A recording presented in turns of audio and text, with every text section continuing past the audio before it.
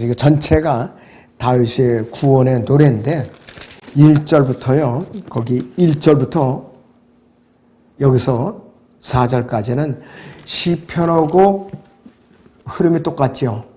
시편하고 흐름이 똑같아요. 그래서 여기 다윗의 구원의 노래라고 해서 특히 2절, 3절은 이게 그대로 이 시대에 우리에게 교리적으로 적용해도 아무 문제가 없어요. 아무 문제도 없어요. 그래서 예수 그리스도의 이름은 결단코 불에 타서 죄가 될 수가 없어요. 죄가 될 수가 없어요. 그리고 토루들로 습격할 수도 없다 이것이. 뭐냐면 성벽같이 높이 활을 쏘는 포를 쏘는 그런 망루를 만들어갖고 그 위에서 상대방 성 위에서 싸우는 병사들을 갖다가 공격하는 무기가 토르예요. 깨뜨려져서 산산조각 날 수 없는 망대이다. 주 예수 그리스도는 다윗의 신뢰한 망대이며 다윗이 죽은 지 2500년 후에도 죄인들은 여전히 그분의 이름으로 피난하여 우리 하나님은 강한 요새시요 결코 허물이지 않는 성벽임에 틀림이 없다 이것이에요. 이 시대에 우리에게 사무엘하 22장 6절에서요. 지옥의 슬픔이 나를 에워싸고 그랬어요. 죽음이 덫은 나를 막았도다 그랬습니다. 문자적으로 사실입니다. 욥기 10장 22절에서 흑암의 땅은 흑암 그 자체와 같으며 사망의 그림자의 땅에는 전혀 질서가 없으니 그곳에서는 빛도 흑암 같나이다 그랬습니다. 모세 시대 이전에 보여주신 계약의 관점이죠. 세대 진리의 관점. 모세 이전의 세대적 진리예요. 구분했을 때에. 욥이 말한 것 중에 일부를 나중에 다윗 시대 이후에 솔로몬이 반복해서 말하고 있어요. 요나를 제외한 어느 누구도 수월에서 올라와서 그것에 관해 말해준 사람이 아무도 없습니다. 이 수월은 영어 킹제임스 성경은 이제 헬이라고 번역이 됐는데 이것은 뭐냐면 보이지 않는 상태예요. 지하 세계를 말하는 것이. 자, 그리고 사무엘이 땅 위로 올라온 적이 있었지. 그 혼이 올라왔죠. 그랬을 때 사무엘상 28장 15절에서 그는 아브라함의 품이 어떤 곳인지에 대해서 아무런 정보도 줄 수 없었고 밝히지도 않았어요. 육체가 죽은 상태에서 다시 살아난 열왕기상 17장 22절에 엘리야가 살려낸 사르밧 과부의 아들이나 열왕기하 4장 34절에 엘리사가 살려낸 수넴 여인의 아들도 마찬가지예요. 살아나긴 살아나는데 지하 세계가 어떻더라? 그 아이들의 입에서 아무 소리도 안 나왔어요. 자, 욥이 말한 무덤이라는 장소는 뭐냐? 시체를 묻는 장소예요. 그대로 말 그대로. 히브리어로는 케베르라고 발음하고 헬라어로는 모네메인이라고 발음을 하는 것이에요.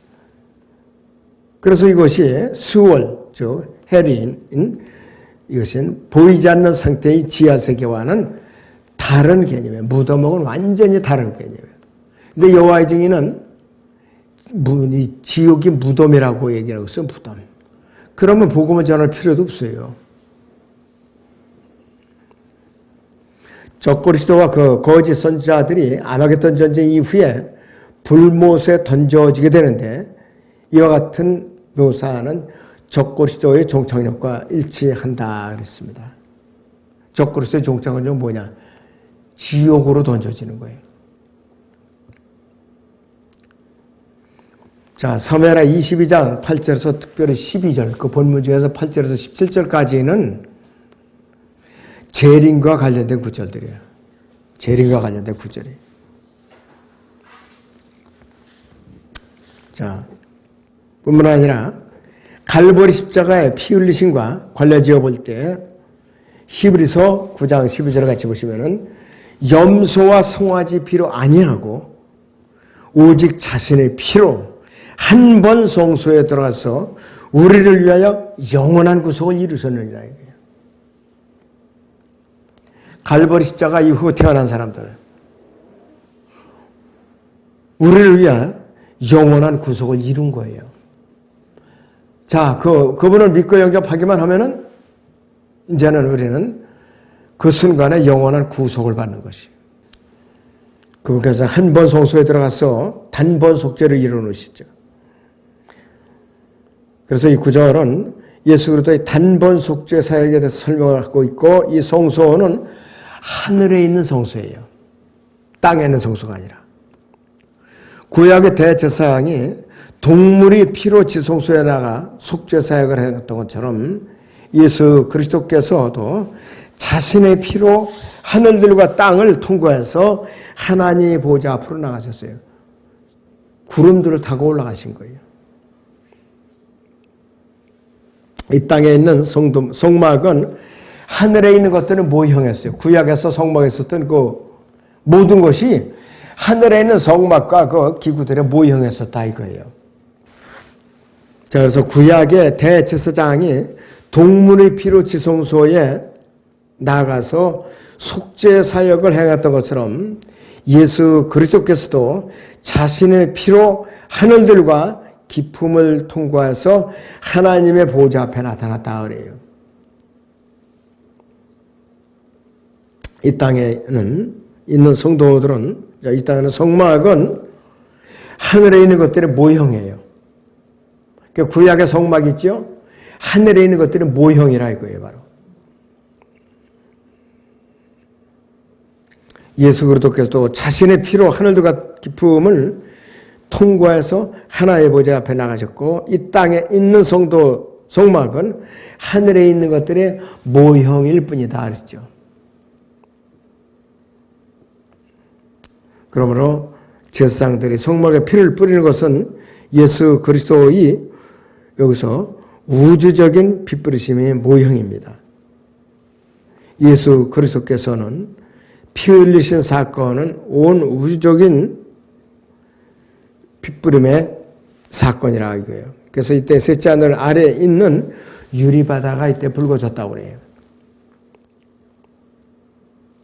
성도들은 휴거될 때 이 유리바다를 통해서 올라간다고 그랬고, 이 유리바다가 예수 그리스도의 우주적인 영원한 피 흘리심의 사역을 통해 지금 붉게 물들어 있다 그랬습니다. 예수 그리스도께서는 자신의 피에 의해서 자신을 하나님께 드렸는데, 구약의 제사장들은 동물의 피를 의지해서 지성소에 들어가야 했어요. 동물의 피를 의지해서. 자신을 하나님께 드렸는데, 왜냐하면 그 피만이 하나님께 나아갈 수 있기 때문에 그런 거예요. 동물의 피만이, 그 당시에. 예수 그리스도께서도 자신의 피에 의해서 하나님께 나가야 됐다 이거예요. 그러나 예수 그리스도의 피는 여기서 아론의 경우에서처럼 자비속으로 가져갈 필요가 없어요. 왜? 주 예수 그리스도의 피는 하나님이시며 사람이신 그분에 의해서, 하나님에 의해서 가득 채워져 있기 때문에 그렇다 이거예요. 주께서 하늘로부터 천둥을 보내셨고 지극히 높으신 분께서 음성을 냈으도다. 그가 화살도를 쏘아서 그들을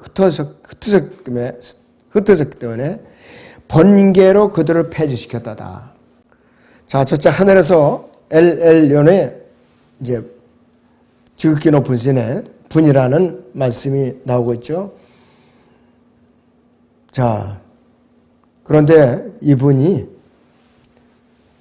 땅에서의 이름과 셋째 하늘에서의 이름이 이렇게 또 같은 경우도 있어요. 성령으로 또 같은 이름으로 지상에 와서 성령이 오셔서 이 요한계시록의 7교회 그런 경우도 있다 이거예요. 자, 그분께서는 예수 그리스도의 피가 아직 아론의 경우처럼 자비속으로 가져갈 필요가 없었어요. 예수 그리스도의 피는 하나님의 피이고 사람이신 디모스 2장 5절에 사람이신 그분에 의해서 하늘과 땅을 가득 채웠기 때문에 그래요.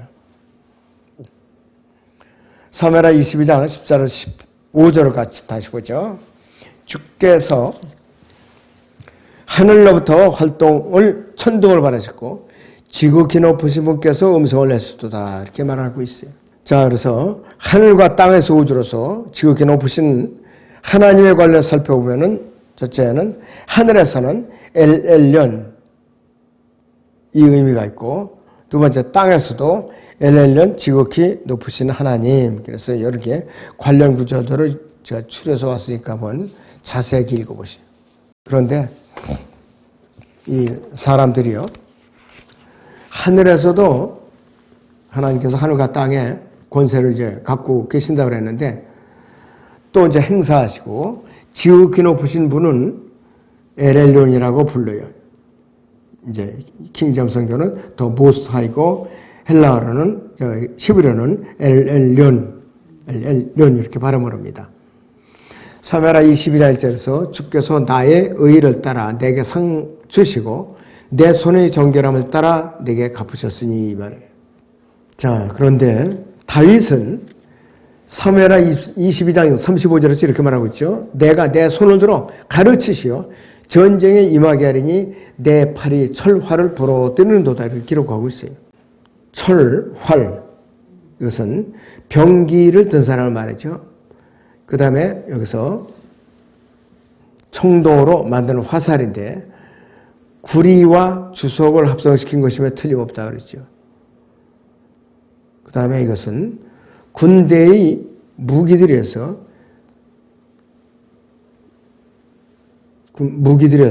이것이 만들어질 때 철로 만들 때 예언인데 아삽이 이 시편 74편 8절을 기록했을 때에는 그 땅에는 회당들이 없었어요. 전혀 없었던 시절이에요. 그러나 재림 때까지 시편 74편 여기서 11절을 보면은 재림을 다루고 있으면서도 자세하게 다루고 있죠. 자, 주 예수 그리스도께서 재림하실 때 그분의 원수들에게 복수하실 사건과 관련된 성경 구절들이 있죠. 첫째는 사무엘하 22장 43절인데 내가 그들을 거리에 진흙처럼 밟아버렸나이다 그랬습니다. 그리고 시편 68편 23절에서는 네 발이 네 원수들이 피해 잠긴 거 그랬습니다. 두 번째 이사야 63장 3절인데요. 나는 홀로 포도주틀을 밟았고 백성 중에 나와 함께한 자가 아무도 없었도다. 나의 분함으로 그들을 밟고 나의 진노함 속에서 그들을 짓밟으리니 이래가지고서 굉장히 하나님께서는 엄격하신 분이에요. 엄격하신 분. 하나님께서 아마겟돈에서 이렇게 하실 거예요, 앞으로. 네, 아마겟돈에서.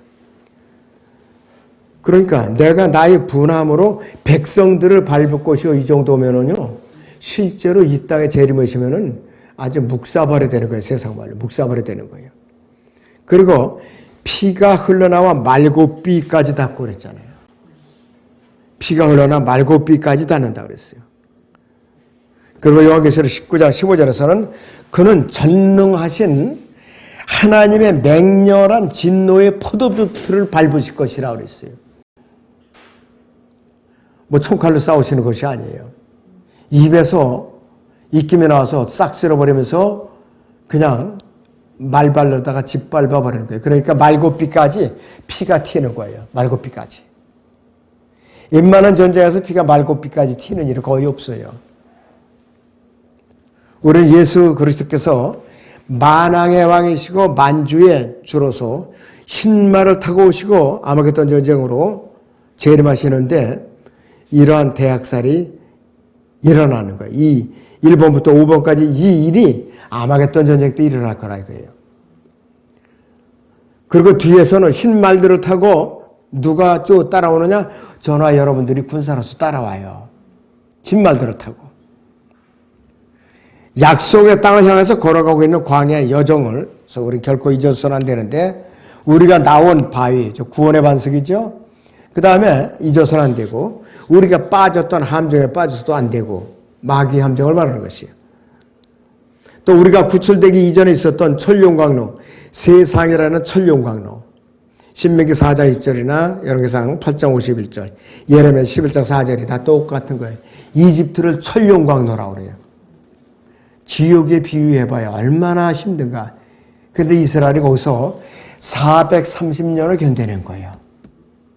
나는 그 때가 되니까 도저히 이렇겠다는 나를 섬기지 않고 우상 숭배에 계속 빠지겠다. 그래갖고 성별을 했는데 불순종하니까 어떻게 해요? 지금 징벌을 가고 전세가 흩어져 있단 말이에요. 그래서 우리를 구출하신 중보자이신 예수 그리스도를 꿈에도 잊어서는 안 돼요.